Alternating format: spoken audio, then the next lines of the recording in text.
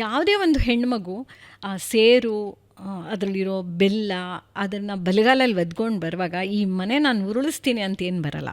ಹೌದು, ಅವಳಿಗೇನು ಕೆಟ್ಟ ಭಾವನೆ ಇರಲ್ಲ. ಅದಕ್ಕೆ ಬೇಗ ಮದುವೆ ಮಾಡಿಬಿಡ್ಬೇಕು ಅಂತಾರೆ.